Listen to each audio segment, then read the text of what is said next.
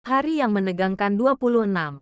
Setelah kepergian semua karyawan, Faiz termenung sesaat memikirkan bagaimana caranya esok melayani pelanggan sedangkan tenaga yang tersisa hanya 3 orang.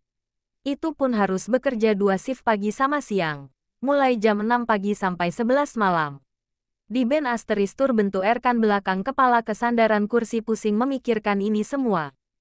Dilihat gawai sudah menunjukkan pukul 1 dini hari. Layar memberitahu jika hari ini masih hari Selasa, masih banyak hari yang harus dilewati untuk sampai di hari Minggu. Pada tanggal 1 biasanya semua karyawan akan menagih gaji saat pulang dari shift malam. Jika yang mendapat shift pagi ia akan datang sebelum pukul 11. Aku harus segera pulang. Salsa tidak khawatir akan keterlambatan pulang suaminya karena tahu hari ini sahabatnya itu akan disibukkan oleh semua karyawan, jadi dia memilih tidur lebih dulu sejak jam 9 malam tadi.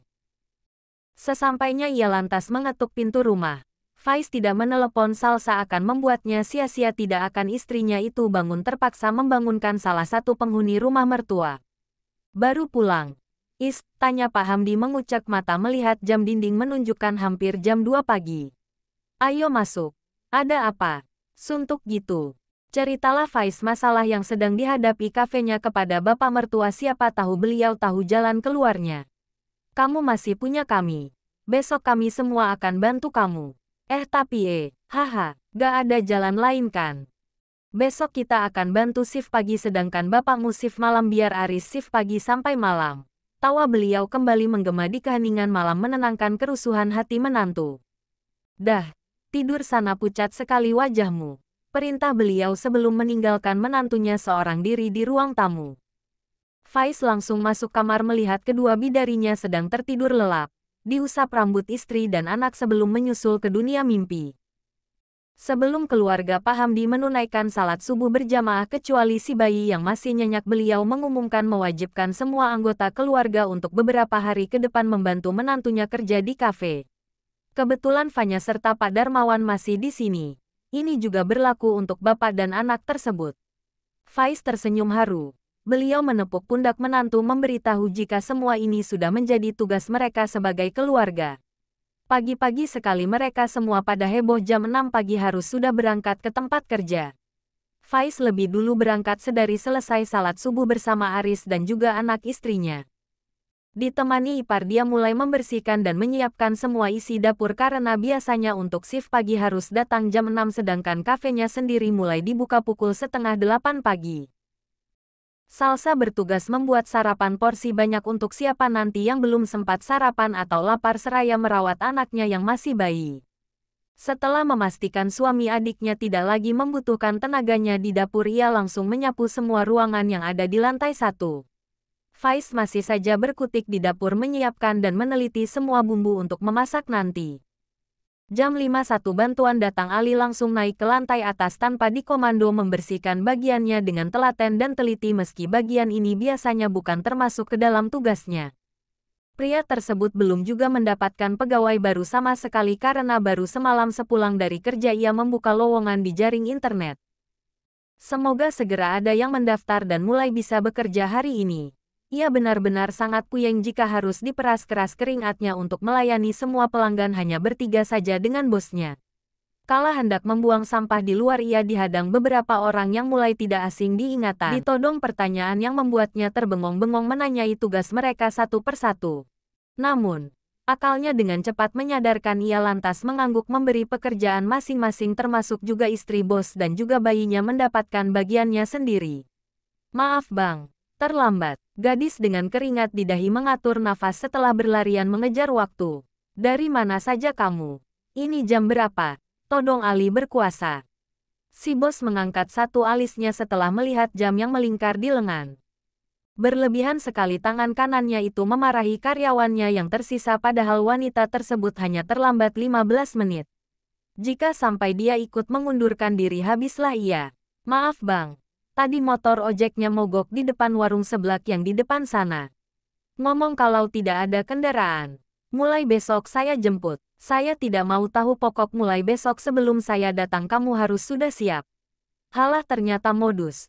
Membuang-buang waktuku saja. Menyesal Faiz memperhatikan kedua sejoli tersebut lantas dilanjutkan kembali pekerjaannya yang sempat terhenti. Sudah. Sana, cepat kerja. Sentak kembali Ali Sok garang di depan wanitanya. 10 menit sebelum toko dibuka Salsa telah siap bertugas membantu sahabatnya mengelola usaha mereka. Pekerjaan rumah semua sudah beres kecuali membersihkan rumah dari debu yang menempel ingin diperhatikan. Tetapi, sudahlah itu tidaklah penting, yang terpenting saat ini usaha suaminya lebih butuh bela asterisian darinya. Dia sama bayinya ditugaskan sebagai buruh cuci piring di dapur, memang kejam itu tangan kanan suaminya. Fanya kebagian tugas sebagai kasir tidak terlalu membutuhkan tenaga ekstra, hanya kecermatan. Sangat aman buat kehamilannya.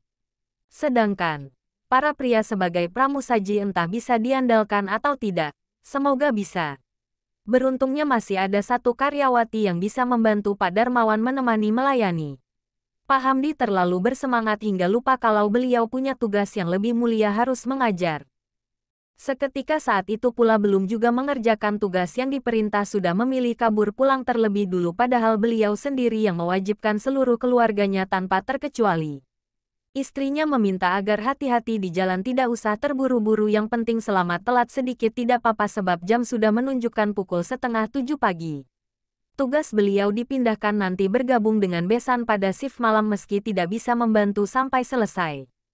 Jadi, yang jadi pramusaji tinggal 3 dibagi Pak Darmawan dan Iin di lantai 1, Aris di lantai 2.